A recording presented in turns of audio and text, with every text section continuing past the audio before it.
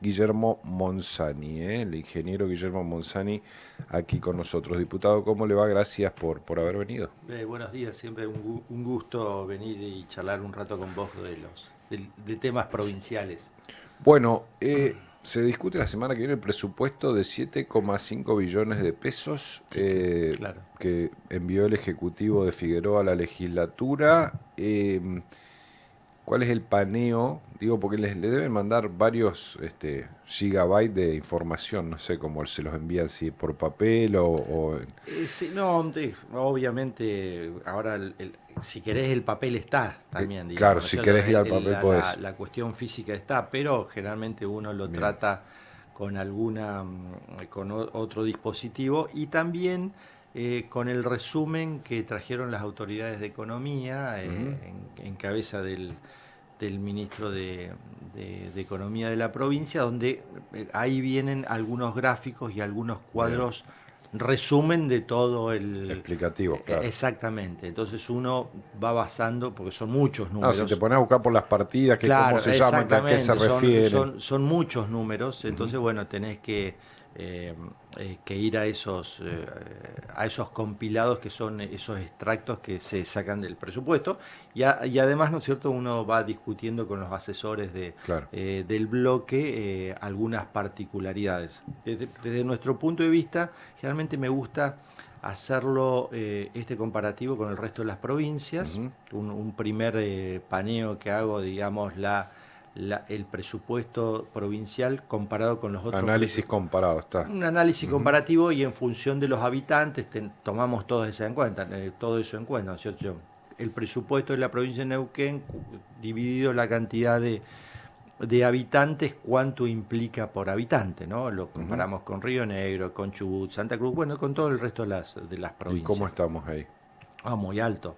Es decir, bien, fíjate vos que en la provincia de Neuquén tiene prácticamente el presupuesto por habitante es 10.47 millones por habitante. Por habitante. Exactamente, eso implica el presupuesto. Solamente superado por Tierra del Fuego, Ujú. a nivel país, estoy hablando, a nivel país que tiene un presupuesto mucho más bajo de 2,3 billones, Entonces son muy pero tiene poquitos. 5 Claro. veces menos habitantes. Ujú. Es decir, vos estás hablando ahí con un presupuesto de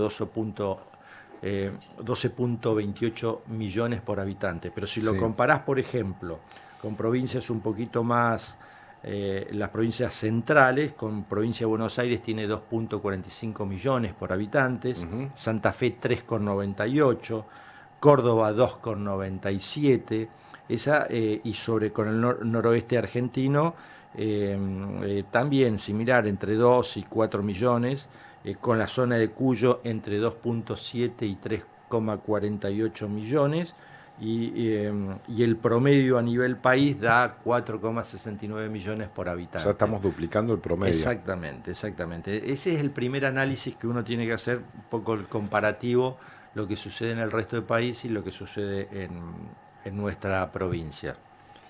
Y después sí, Sí, no, eso es, digamos, es bueno en términos de que hay evidentemente un presupuesto muy agresivo, muy abultado en términos de recursos. El tema después es cómo administrarlo y cómo, exactamente. dónde poner esa El guita, ¿no? segundo punto que uno aplica, y lo hicimos el año pasado porque es bueno como para que lo entendamos todo, es siempre le hacemos un análisis del FODA. Que es el FODA? Sí. Es analizar sobre ciertos proyectos las fortalezas, las oportunidades, las debilidades y las amenazas, Ujú. ¿no?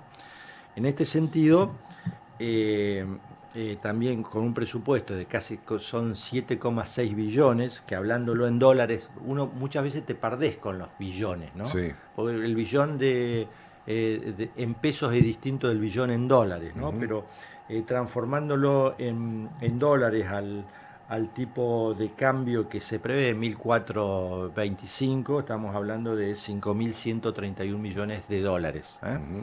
Eh, el presupuesto que tiene nuestra provincia. Eh, la fortaleza, ¿vale? Hablemos de un poco de la fortaleza. Sí, Obviamente, la fortaleza es el número, la claro, la contundencia, cuantía, sí. contundencia del número.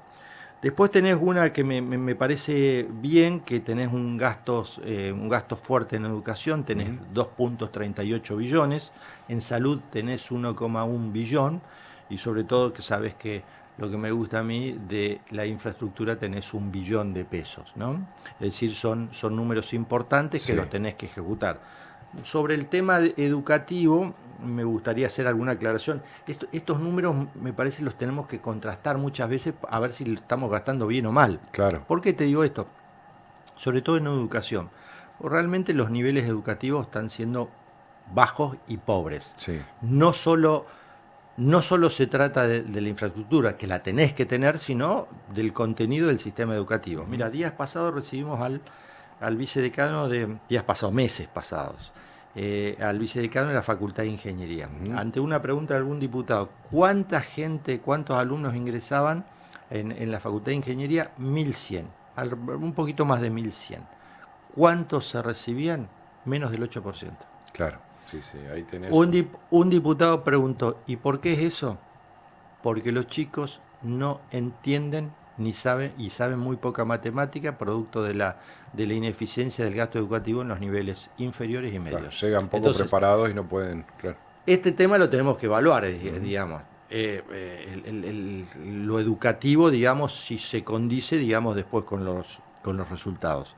Pero bueno, en ese tema, ¿no es cierto?, estamos un poco el tema de las fortalezas, y sobre todo otro tema, que tenemos un superávit. Un superávit, que es bueno siempre tener superávit. Se entra, viste, la discusión, no, pero ¿por qué no construyen con el superávit? Claro. Después se va, ¿por qué no construyen con el superávit? No podemos construir por el superávit porque Neuquén está muy retrasada en infraestructura. Nosotros tenemos que acudir a créditos que nos agilicen, digamos. La ventana, y lo vuelvo a repetir para que todos entendamos, la ventana de los hidrocarburos no es muy extensa. Si nosotros no tenemos lo que tenemos que hacer en este periodo, va a ser muy complicado. Y ahora Entonces tenemos que insistir, por lo menos yo siempre digo, los próximos 10 años, te diría, por lo menos 1.000 millones de dólares todos los años destinarle a infraestructura. Tenemos los 5.000 que tenemos retrasados, más nos tenemos que poner al tanto del todo lo nuevo, producto del crecimiento que tiene nuestra zona. Este presupuesto, perdón, Vane, ahí te doy paso. Sí. Una cosita, este presupuesto está calculado sobre un barril a $55, es decir, con una expectativa baja. Ahora vamos a ir después a las... Estamos en la fortaleza. Bien, bueno. Esta es la fortaleza del presupuesto. ¿Vos querías agregar una duda ahí, Vane? No, agregar sí, teniendo en cuenta esto del endeudamiento, ¿no? Hablamos de superávit y ahora mencionamos el precio del barril, que es un precio del barril devaluado para la expectativa que tenían para este año. De hecho, hay muchas cosas que con ese argumento están como diciendo, bueno, el IPC, teniendo en cuenta que el precio del barril es menos del que queríamos, tal vez lo tenemos que replantear y demás.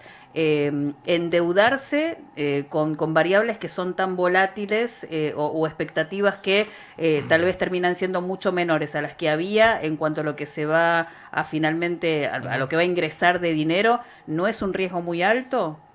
Mira, riesgos en la vida siempre los tenés que tomar. Riesgos en la vida, digo, siempre los tenés que ir tomando, ¿no?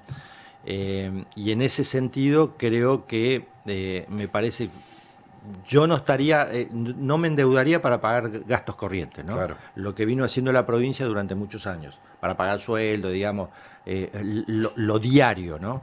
Pero sí para obra. Es cierto, yo lo voy a tratar un poquito, 2 puntos más atrás de este análisis, porque es cierto lo que vos decís, ¿no es cierto? Vos dependés de variables externas, incluso de variables que ni manejamos nosotros. Y te pongo 2 ejemplos. Vos me dirás, ¿qué me está diciendo este hombre? Guerra Ucrania-Rusia. Sí. ¿No? Vos me decís, ¿qué tiene que ver con eso? No tiene mucho que ver.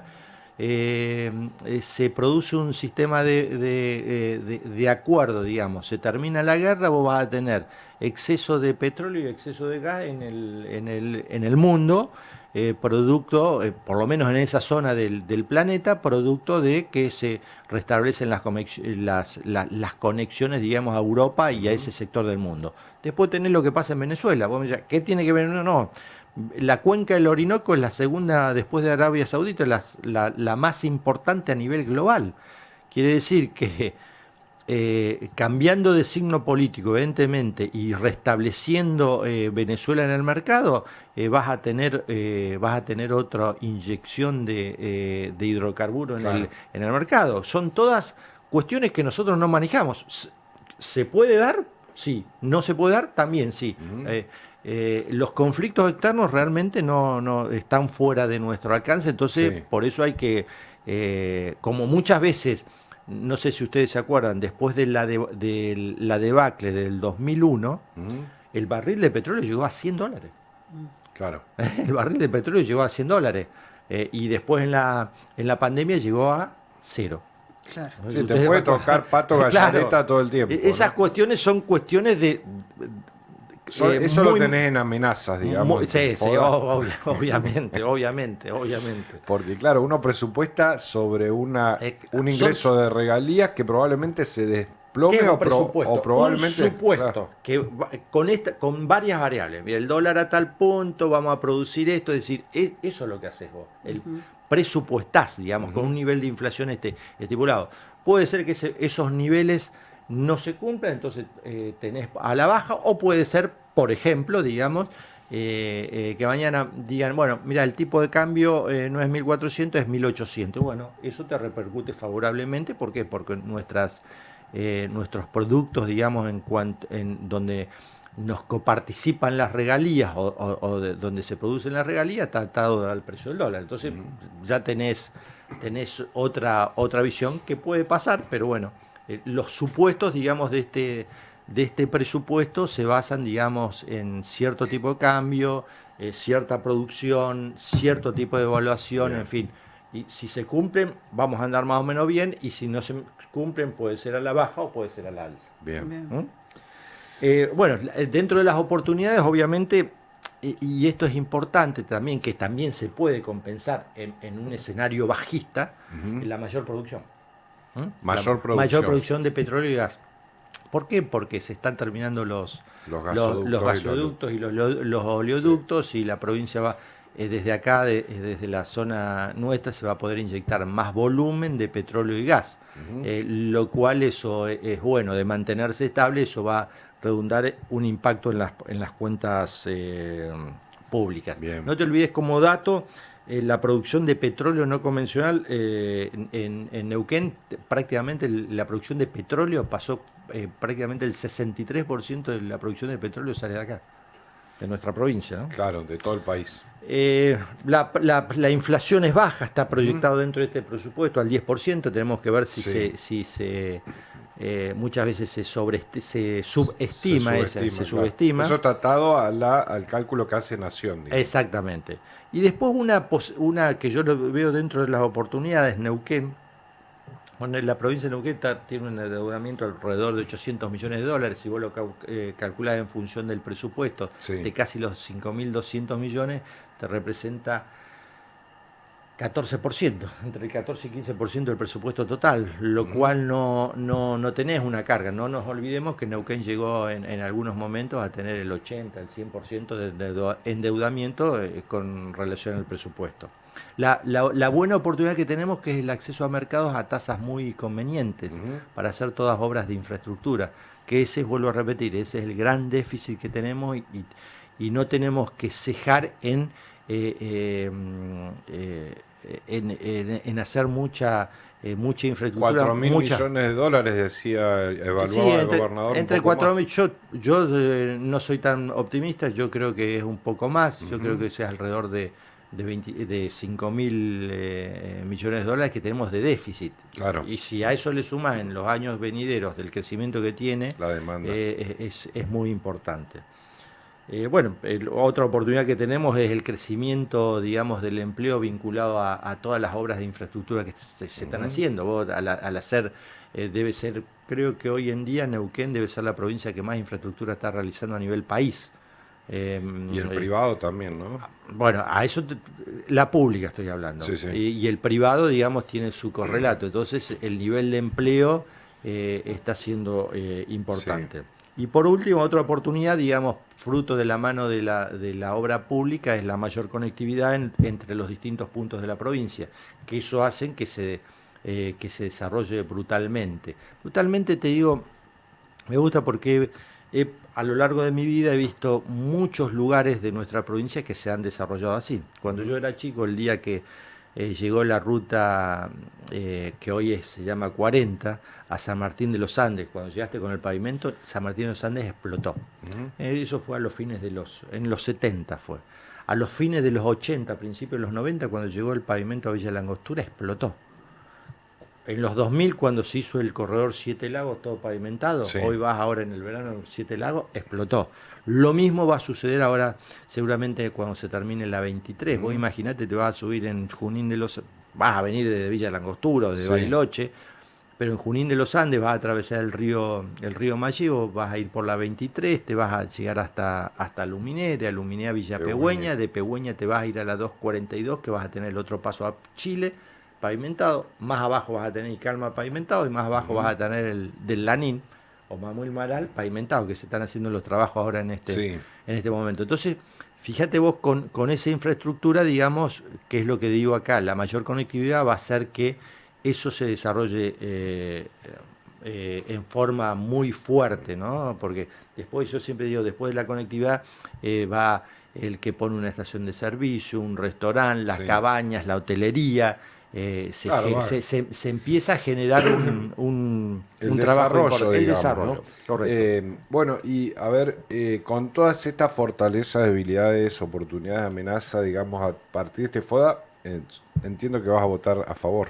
Sí, claro, en ese sentido sí, porque te digo que el enfoque que se le está dando, digamos, y vuelvo a repetir, en el tema del desarrollo provincial que tiene que ver con la infraestructura, me parece que es el adecuado. Vos me preguntás, digo, ¿necesitarías más recursos? Obviamente que se necesita más recursos para este punto, pero bueno, en función del presupuesto se le está dando un envión fuerte a todo el tema de infraestructura. ¿Y cuál consideras que es la falencia o no estás de acuerdo por la distribución, digamos, de ese volumen de dinero? Que hay un área que vos considerás tal vez que no debería recibir tanto, otra que más. Y bueno, nosotros tenemos siempre el tema dentro de las debilidades, lo que es el gasto corriente, ¿no? Claro. Nosotros tenemos, no es exclusivo de esta provincia, pero nosotros no tenemos que preocupar lo que pasa en Neuquén.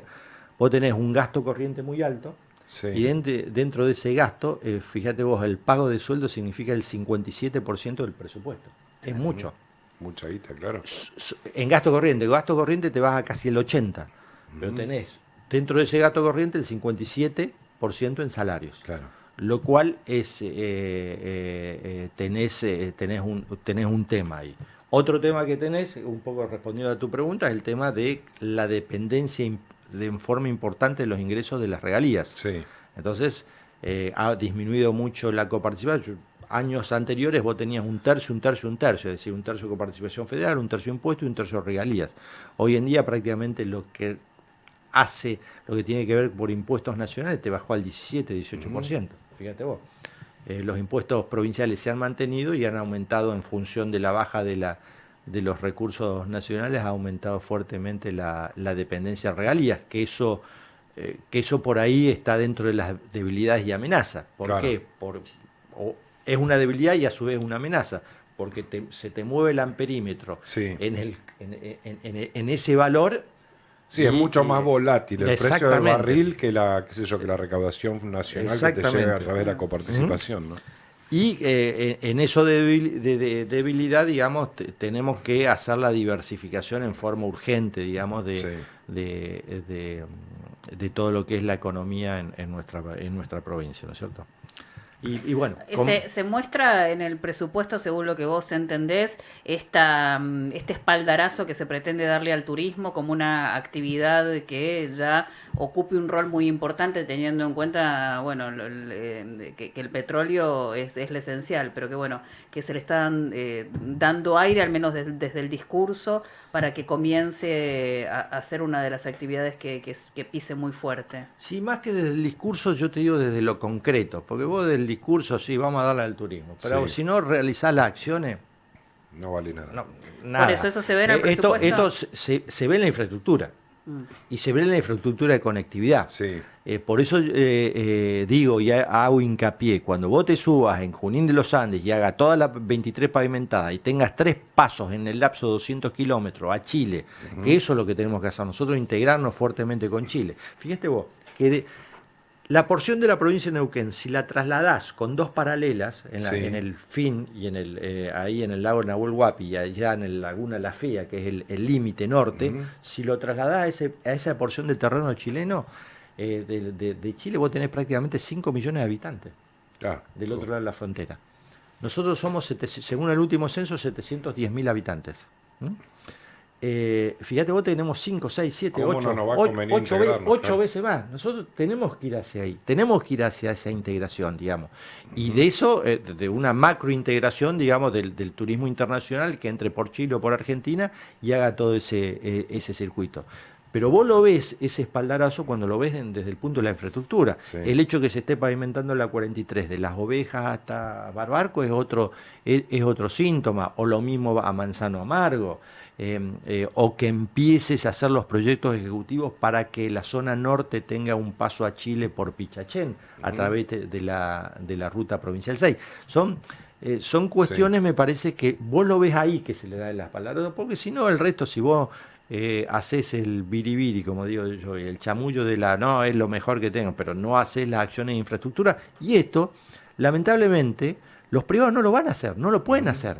¿Por qué? Porque vos tenés, imagínate, hacer la 23, que vemos cuántos pueden llegar a pasar, va a ser el flujo importante, después lo podrías dar en concesión o no, pero nadie te va a hacer esas inversiones monumentales, o la 43, o la 6, porque no existe, porque el privado necesita que haya muchos pasajes como para que sea redituable, pero bueno, eso lo tiene que hacer indelegablemente el Estado. ¿Qué pasa con el sector privado, Guille? Eso te iba a preguntar, en cuanto a la actividad, porque uno ve mucho nivel de actividad, por lo menos acá en la zona de confluencia, la cantidad de torres y demás, que también absorbe mano de obra, también es una demanda de servicios, por supuesto, digamos. Sí, eso me parece está muy circunscripto a Neuquén, Yo por lo que veo a Neuquén Capital. Sí, y a Neuquén Capital, creo que en la cordillera también está habiendo un movimiento en esas características. Sí. En Neuquén y el Gran Neuquén, porque claro. no solo Neuquén Capital, ve Centenario, ve Plotier, ve Cipolletti, ve Fernández Oro, digamos, es bastante, el efecto es bastante, bastante más amplio. Sí. Yo creo que hay mucha expectativa, no se está verificando este mismo fenómeno en el resto del país. Yo hablo con muchos colegas que están en otros lugares del país y realmente el nivel, y cuando llegan acá el nivel de actividad que existe acá en nuestra zona no es normal con respecto al resto del país. ¿Alguna obra que vos creas que hay que hacer y que no está, o que está y que es la que vos... Podríamos hacer en la cuestión de prioridades, pero fíjate vos, en la campaña del 2023, sí. Yo presenté un plan de 1.000 kilómetros, de conectividad terrestre. Claro, 1.000 kilómetros, 1.000 millones de dólares, ¿no? Y bueno, para mi sorpresa y mi gusto, se están justamente con número de ruta, con kilometraje, se están interviniendo en casi el 90% de las rutas. La ruta escénica que habías planteado en algún momento, es la 23, que es la que es la que votamos durante el transcurso de este año con el diputado Álamo, declarar la ruta 23 o la ruta del Pehuen, ruta escénica. Después se declaró la ruta escénica. Digamos, me dirán la audiencia, ¿por qué ruta escénica? Porque tienen que requerir algunos conceptos, pero me parece bueno eso porque es un ancla turística eso, la ruta escénica. Hay en muchos lugares, la 40, ¿qué es la 40? La 40 es una ruta icónica, ¿viste? Vos vas al sur, al 40, el pozo más chico parece de este estudio. Pero si vos le empezás a dar la ruta escénica, tiene que ver más con el turismo, obviamente con también desde mi punto de vista con la infraestructura, darle un valor agregado a ciertos lugares y cierta fuerza, ¿no es cierto? Como ha sucedido con la 23 y con la 43, Si los que no conocen el norte de nuestra provincia, yo se los recomiendo siempre. El norte de nuestra provincia es muy lindo. Y ahora habiendo o estando en construcción rutas que nos puedan comunicar cómodamente, me parece que es una apuesta muy buena para hacer durante el verano o durante el año. Tania Bertoldi, ¿qué concepto tenés? Porque ministra de Infraestructura, un tema que vos entendés y que has ejercido tanto a nivel municipal como en vialidad, y además tu profesión, digo. No, vos sabés que no la conozco, digamos, no tengo, digamos, Una opinión obviamente la conozco claro, del tema de la política. de la Sí. política, pero es más, no he charlado nunca, no he charlado nunca con ella, ni no sé cuáles son las prioridades, digamos, así no te podría decir, pero me parece que es un desafío Sí. que se pone al hombro muy importante y desafiante. Está en el momento justo, que calculo en la edad justa como para llevarlo a cabo. No es una tarea fácil porque Claro. yo lo he tenido esto durante muchos años a la ciudad y es complejo, pero es lo que sí es apasionante. Digamos, si no tenés pasión para hacer esto, yo no recomiendo este tipo de trabajo.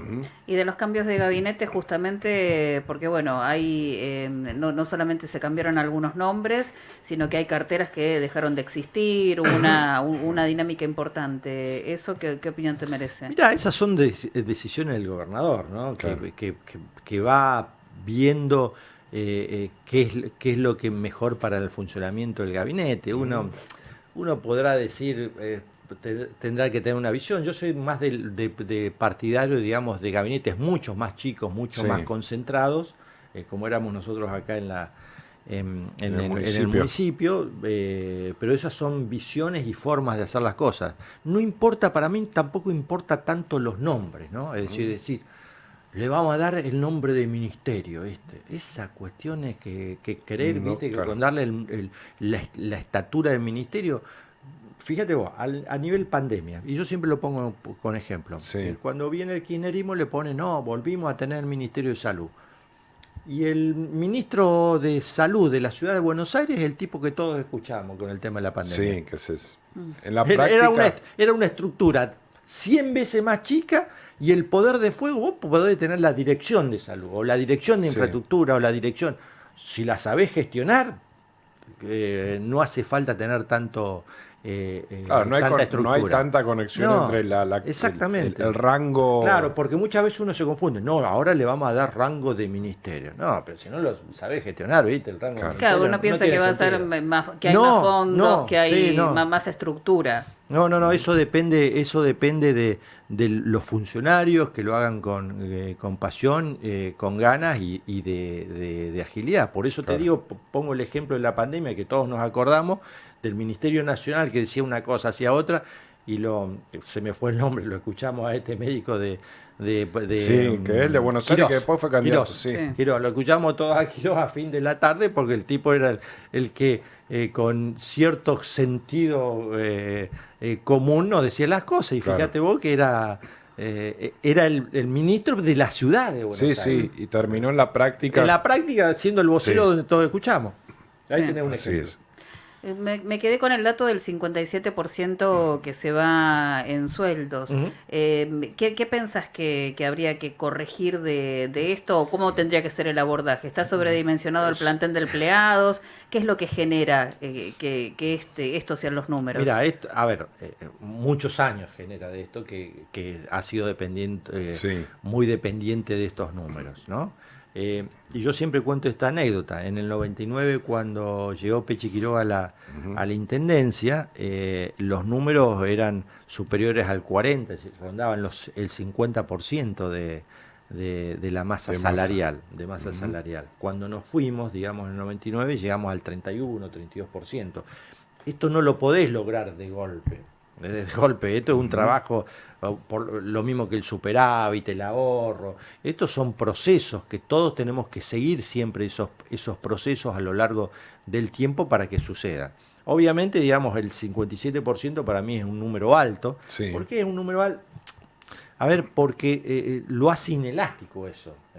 Vos ya sabés lo mismo que el sistema jubilatorio. Son temas que los tenemos que abordar alguna vez. Porque, si no, a nivel nacional y a nivel provincial, son temas que los tenemos que tratar. Porque no parece lógico, y lo digo acá a nivel provincial, que la gente se jubila a los 55 años. No, eso es terrible. No estamos de acuerdo en eso. Conozco gente jubilada pero de 55 años. Tenemos que partir de esas cuestiones y que eso hacen al gasto también salarial.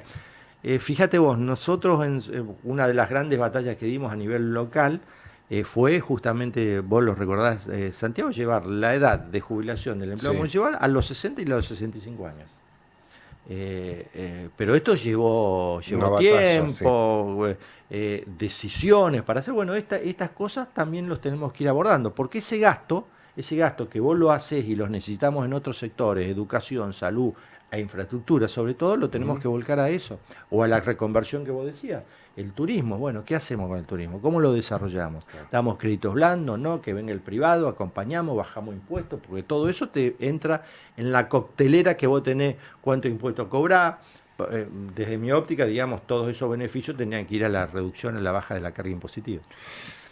Guillermo Monzani, muchas gracias, diputado, por haber venido, por habernos dedicado este tiempo. Y bueno, el jueves que viene se empieza a discutir el miércoles que viene. Miércoles y jueves, por tratarse de una ley, vos sabés que tiene 2 tratamientos. El término en general se trata los días miércoles y el día jueves en particular. Están los votos en principio, ¿no? Bueno, sí, no hay que contar los corderitos antes que nazcan, pero... No, hay bastante... Mirá, y yo quiero recalcar que la exposición del ministro fue sólida.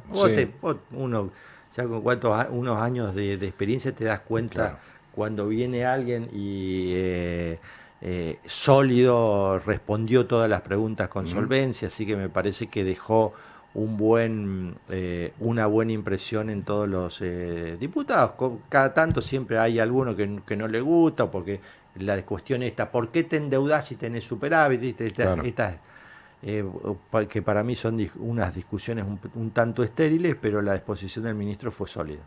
Diputado Guillermo Monzani, muchas gracias por haber venido. Gracias a ustedes.